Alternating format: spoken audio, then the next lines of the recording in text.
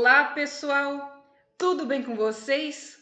Eis-me aqui de volta, Amanda Anderman, a guia de vocês pelas maravilhas da cidade maravilhosa, também conhecida como Rio de Janeiro. Trazendo mais um vídeo para vocês, dessa vez sobre um tema que realmente dá gosto da gente falar, porque é um tema assim, como vocês já adivinharam pelo título do vídeo, que fala de cultura, das artes e de coisas refinadas e tal. A gente até se sente assim, chique do último, né?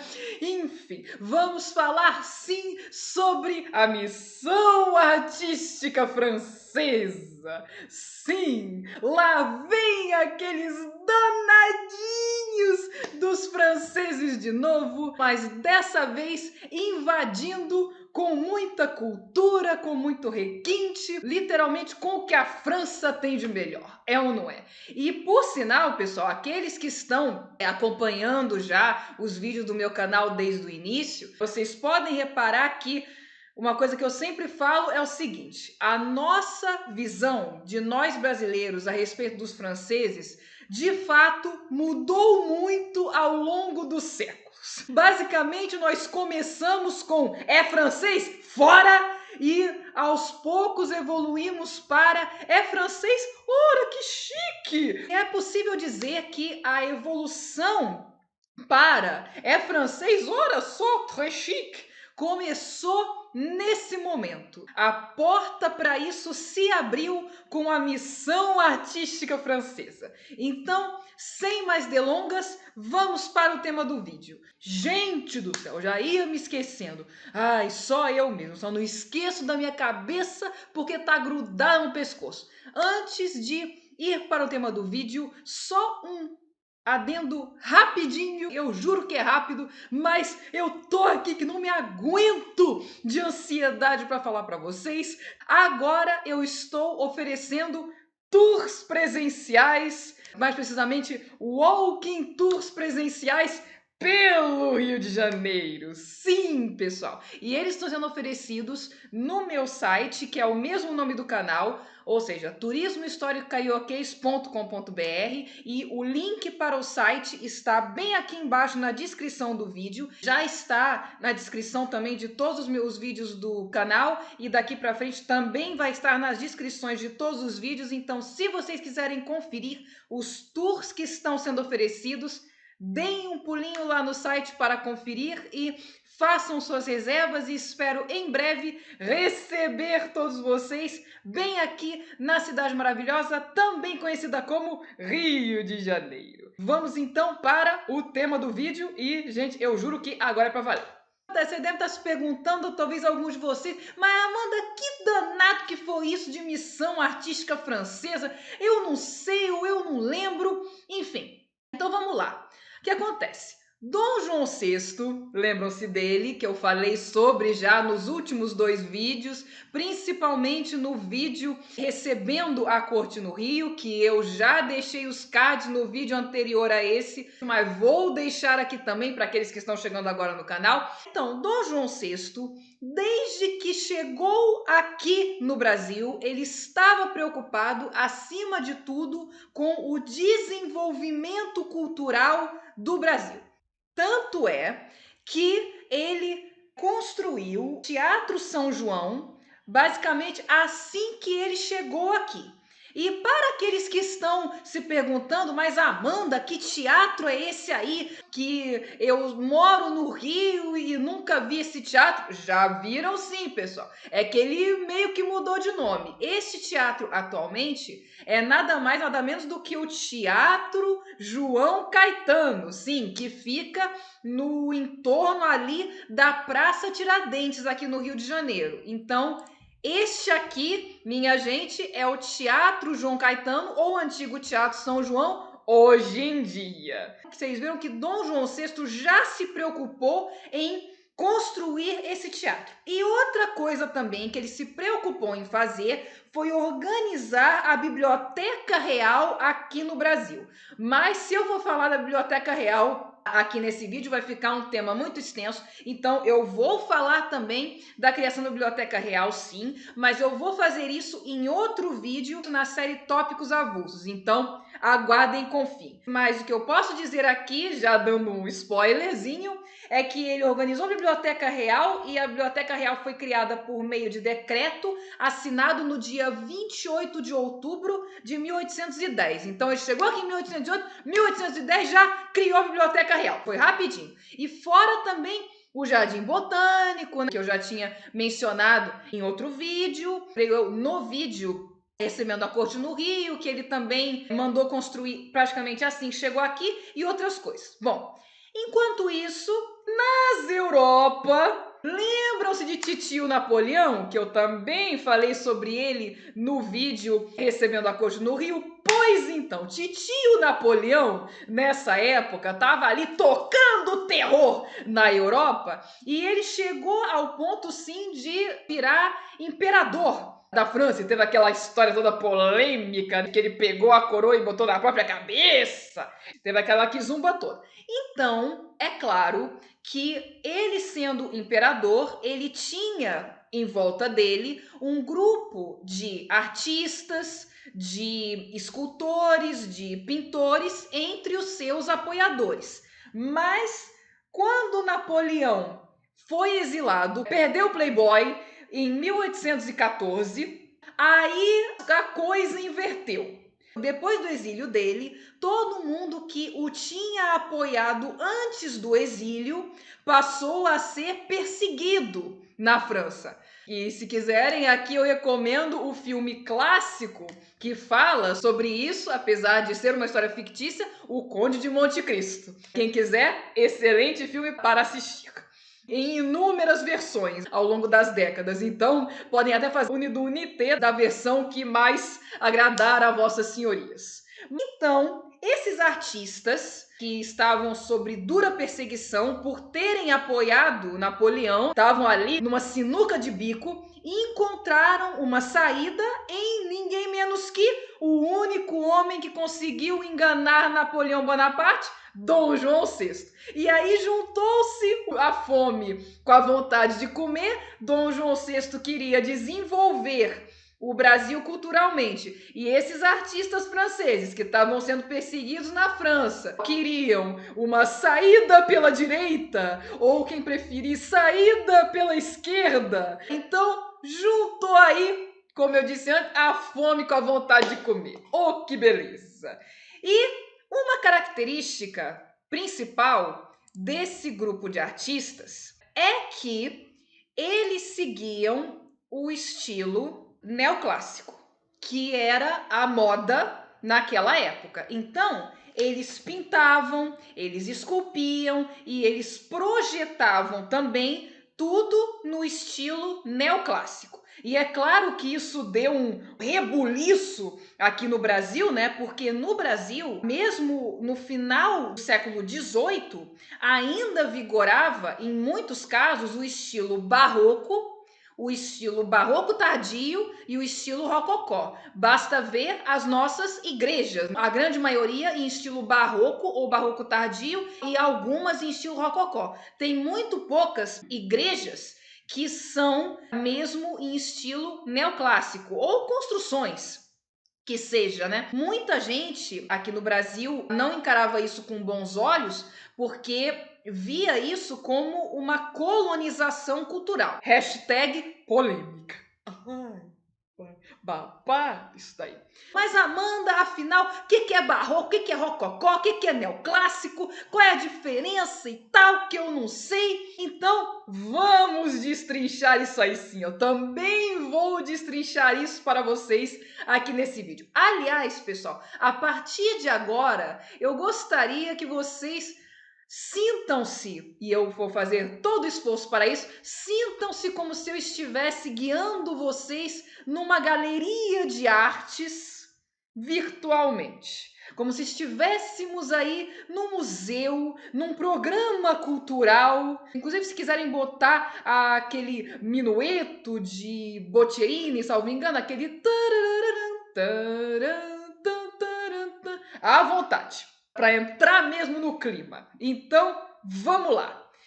Ah, e não me esquecendo, antes de começar pelos estilos, quase que eu ia me esquecendo, a missão artística francesa foi dirigida por este homem da pintura, que é ninguém menos que Jacques Le Breton. E Jacques Le Breton, ele chefiava já na França a Academia Francesa de Belas Artes. Já viram que era alguém acostumado a administrar, não à toa que ele era o diretor da missão artística francesa. Apresentando para vocês Jacques Le Breton. Já que ele é francês, podem responder com Enchanté, monsieur.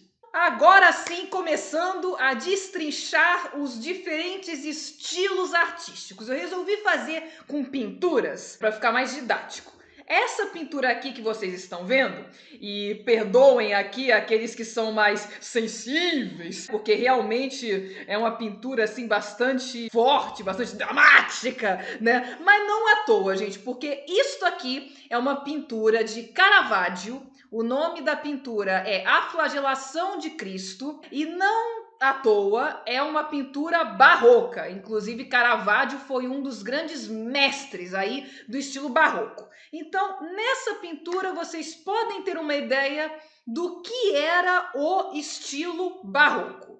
É um estilo bem dramático, bem com emoções à flor da pele, e é um estilo assim que realmente primava por retratar cenas religiosas do cristianismo, ou melhor, do catolicismo, e uma ênfase muito grande no martírio, no sofrimento de Jesus Cristo e dos mártires. Tanto que assim, o barroco era a arte por trás do movimento chamado Contra-Reforma, que foi um movimento justamente contra a reforma protestante que estava ocorrendo nessa época. Então a ênfase era grande em temas bíblicos. Vocês vão ver muito isso. Por exemplo, uma outra pintura clássica de Caravaggio também é o Sacrifício de Isaac. Uma outra característica do barroco é o contraste, assim, escrachado entre claro e escuro. A sensação que dá olhando para essa pintura é que os modelos estavam num quarto escuro e alguém botou um spotlight só nelas e aí o artista pintou. Aliás, justamente por isso também que as igrejas barrocas, do barroco mesmo, sem ser barroco tardio, como eu já falei em vídeos anteriores, a característica delas é não ter janela, exatamente para ficar uma caverna dourada, porque tem ouro em tudo, para enfatizar também esse contraste do claro e escuro. E também, reparem, né, nos sentimentos à flor da pele. Olha a expressão desse homem aqui que está segurando os galhos no canto esquerdo da foto. Ele está com uma expressão de vou te bater. Ele não está com uma expressão serena, calma. Isso é barroco. E também, se vocês estão assim se sentindo meio desconfortáveis olhando isso, bem-vindos ao estilo barroco, porque o barroco é assim mesmo, ele é feito para te sensibilizar por bem ou por mal. A pintura barroca não é para você contemplar assim de forma blasé. Muito difícil, para não dizer impossível, alguém ficar blasé olhando uma pintura barroca. E agora vamos ao próximo estilo, que é nada menos que o estilo rococó, que seguiu ao estilo barroco. Então, o estilo rococó, gente, ele já é o início da ruptura com o clima de exacerbação do sofrimento que o barroco tinha. Acabou esse negócio de romantização de sofrimento. Ah, eu não quero mais sofrer, não, credo. Aliás, se pudesse citar uma frase atual que combina com o rococó, seria YOLO. You only live once. Só se vive uma vez, então vamos gozar da vida sem mente poluída. Então, justamente as figuras do estilo rococó, elas são mais sensuais, assim. E o estilo rococó, ele prima também pelo requinte, pela elegância e pela graciosidade em tudo que está na pintura. Tudo que é do estilo rococó é harmônico, é gracioso, é para você contemplar e ficar em estado de graça enquanto você vê. Diferente do barroco que você fica assim... O estilo rococó, não, você fica... que legal, que bonitinho. No estilo rococó, os modelos, né, já começaram a ser retratados com mais partes do corpo expostas, até em alguns casos completamente nus. O nu artístico voltou, porque justamente o estilo rococó já tem também uma retomada da Renascença, dos elementos da Antiguidade Clássica, já tem uma retomada disso. Mas ainda está presente a dramaticidade e a grandiosidade do estilo barroco. Por exemplo, essa pintura aqui, o nome dela é O Triunfo de Veneza. E pode-se ver aqui que existe uma magnitude, né? Tem uma figura aqui no meio da pintura, sobrevoando do céu, com dois anjos assim. Ainda tem os temas mitológicos e religiosos, mas agora de forma mais graciosa. Não tem ninguém aqui sofrendo, penando, agonizando. Não, ao contrário. Inclusive, se vocês forem mais para baixo, para o canto inferior direito da pintura, tem essa mulher aqui de azul. Ela tá seminua, basicamente. Ela tá só com pano cobrindo assim, e totalmente delicada, assim, pegando no cabelo e tal, olhando assim, tipo, contemplando, enquanto chega o triunfo das artes em Veneza. E é curioso que essa pintura foi justamente feita em 1737, mas o Triunfo de Veneza é uma homenagem a um duque que governou Veneza ainda no século XVI, durante o Renascimento. Vamos agora para o estilo neoclássico em si. O estilo neoclássico ele tem em comum com o rococó esse retorno à antiguidade clássica. Porém, a diferença é que a dramaticidade aqui foi para cucuia. A decoração exacerbada e tal foi para cucuia. O estilo neoclássico, ele é mais sóbrio, ele é mais centrado, ele é mais assim, caia na real. Até porque o neoclássico, ele primava valores como a ordem, a calma, a razão, a simplicidade e a exatidão.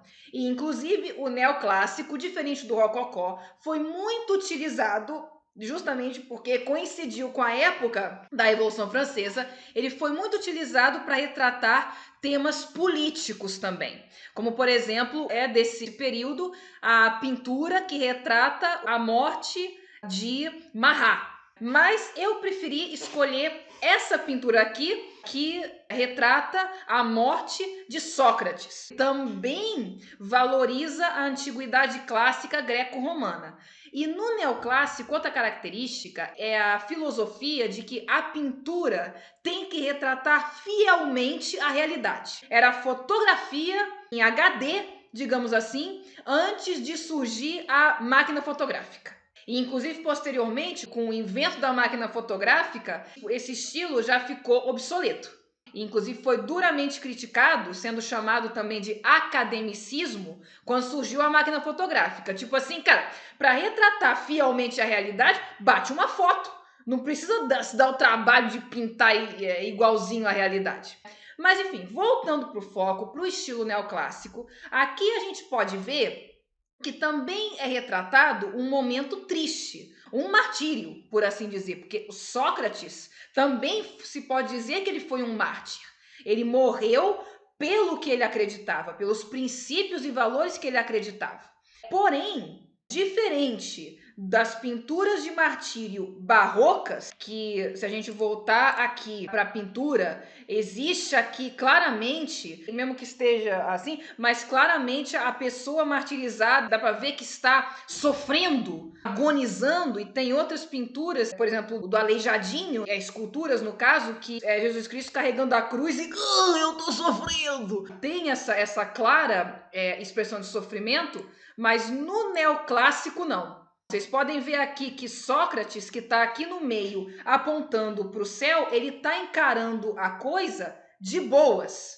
É a morte dele, mas ele está numa postura como, ok, beleza, dá aqui o cálice de cicuta. Com racionalidade, com simplicidade, é o caso clássico de morrer com educação. E é claro, vocês podem ver que as pessoas em volta, os discípulos dele e etc., estão sensibilizados, é claro, com o mestre deles morrendo, mas é também uma sensibilização contida. Não é uma coisa exacerbada, não é assim, ai, tá morrendo. Não, é tipo, tá morrendo. É uma coisa mais polida. E isso era o estilo neoclássico. Então, vocês imaginem, né? Aqui no Brasil, onde ainda vigorava o eu tô sofrendo do barroco, chegarem com um estilo neoclássico que era sóbrio, era racional, era... Claro que algum rebuliço certamente que deu. E agora, minha gente, vamos para o ponto alto do nosso vídeo, que é apresentar-lhes os artistas em si da missão artística francesa. Começando por ninguém menos que Monsieur Grandjean de Montigny, este senhor aqui da pintura. Enchanté. Ele era um arquiteto. Inclusive, já como estudante de arquitetura, ele se destacou tanto que ele ganhou o Prix de Rome, que era um prêmio de Roma, traduzindo, que conferia à pessoa que ganhasse uma estadia em Roma. E com isso ele teve a oportunidade de estudar os monumentos clássicos. Prato cheio para o estilo neoclássico. E inclusive, o mais importante projeto dele, já na França, foi a reforma do Palácio de Bellevue. Ou Bellevue. Perdoem o meu francês, eu não falo francês, então se alguma pronúncia estiver errada, peço desde já perdoem. Mamãe. Ai, ai. Alguém que não fala francês, inventando a palavra francês, é fogo, né, gente? E já aqui no Brasil, ele foi responsável pelo desenho da fachada principal da Praça do Comércio em 1819. Aí você deve estar se perguntando, mas Amanda, que onde fica? Ainda existe a Praça do Comércio? Isso é no Rio de Janeiro? É sim, minha gente. Aqui está a Praça do Comércio que ele projetou e ainda está de pé do jeito que ele fez, ou atualmente o nome dessa casa aqui é Casa França Brasil. Exatamente. E hoje em dia é um museu que fica no centro da cidade, do lado do Centro Cultural do Banco do Brasil. Tem exposições muito interessantes, vale muito a pena conhecer, mas principalmente porque essa casa, ela é a definição enciclopédica, bem didática, da arquitetura neoclássica. Acabou o requinte e as firulas decorativas do rococó e do barroco, dando lugar a um estilo sóbrio, a um estilo simples, primando novamente pela razão, simplicidade e exatidão. E também aqui por fora não dá para ver muito, mas por dentro, aí vocês veem, tem colunas gregas e arcos, como era feito na época do Renascimento. Inclusive, a principal característica das igrejas, por exemplo, neoclássicas, é justamente o fato de elas terem colunas logo na entrada, enquanto que as igrejas barrocas já não têm isso. Por quê? Retomada do estilo clássico, da antiguidade clássica e também do Renascimento. Essa é a única obra dele que ainda está de pé, sendo, é claro, a que mais se destaca. Nosso próximo artista de hoje é este senhor aqui, que é Nicolas Antoine Tonnet. Novamente, enchanté, monsieur. Ele era pintor de paisagens, isso era o que mais se destacava dele, embora ele tenha pintado quadros com diversos temas, mas o que mais se destacou foi a pintura de paisagens, e ele deixou mais de 30 paisagens do Rio de Janeiro pintadas. E claro que eu trouxe uma delas para mostrar para vocês. Essa pintura aqui, a vista da Baía da Guanabara, que vocês podem ver ao fundo, vista do terraço do convento de Santo Antônio, que fica no Largo da Carioca. É interessante que ele retratou também os monges franciscanos ali no terraço, olhando assim, de binóculo, né, para alguma coisa. E lembrem-se, não tinha máquina fotográfica nessa época ainda, mas para vocês verem, né, a pintura é quase como se ele tivesse pego uma máquina fotográfica e tirado foto justamente no momento que os monges franciscanos estavam lá no terraço. Tamanha era a exatidão, a fidelidade à realidade. Como eu disse antes, é uma fotografia sem que tivesse máquina fotográfica. Eis o neoclássico, meus amigos. Não esquecendo, o Grandjean de Montigny, o Palácio de Bellevue, que ele projetou, na época que ele reformou, estava, é claro, sob controle napoleônico, obviamente. E o Nicolas Antoine Tonnet, em 1805, ele foi escolhido para retratar as campanhas de Napoleão na Alemanha. Todos esses artistas tinham em comum o fato de terem sido apoiadores de Napoleão. Daí também o fato de necessitarem refúgio aqui. E chegando aqui com aquele que foi conhecido como a alma da missão artística francesa e responsável por muitos dos retratos mais famosos que retratam o cotidiano brasileiro nessa época, Jean-Baptiste Debré. Enchanté e merci, monsieur. Dessa vez eu agradeço, inclusive, porque se não fosse ele, o registro que ele deixou do cotidiano carioca e brasileiro nessa época é assim, não tem preço. E realmente esse era o tema que ele gostava de retratar. Era a nobreza e o cotidiano aqui no Brasil. Dia a dia mesmo, gente como a gente, de carne e de osso. E como nessa época realmente tinha muito mais escravos, negros, no caso, do que não escravos, obviamente que a maioria das pinturas dele retrata escravos nas pinturas, porque afinal de contas era parte do cotidiano carioca nessa época. E inclusive a pintura dele que eu trouxe para vocês é justamente esta daqui. Cara, mais sendo cotidiano do que isso, impossível. Para os que não estão reconhecendo esse lugar, isso aqui nada mais é do que o Largo do Paço ou atualmente Praça 15 de Novembro. Podem reconhecer ali no fundo o chafariz do Mestre Valentim.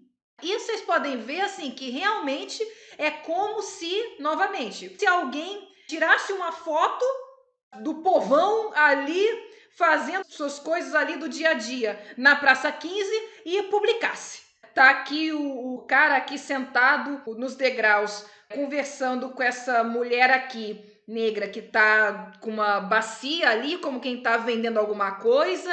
Logo atrás dela tem outra mulher também negra que tá com um tabuleiro, vendendo coisas ali num tabuleiro. Do lado esquerdo da pintura tem um cara ali caindo de boca no barril, bebendo água, né? Porque devia ser, vamos combinar que devia ser um dia de calor neste Rio de Janeiro. Aí bateu a sede.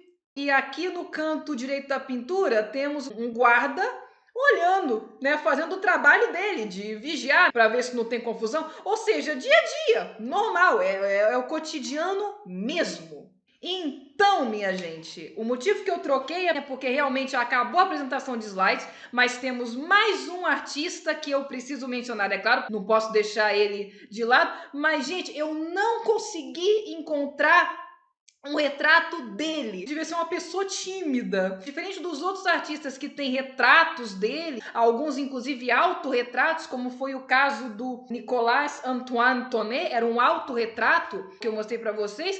Temos o irmão dele, Auguste Marie Tonnet. Era o irmão tímido, tadinho. Ele era escultor e professor.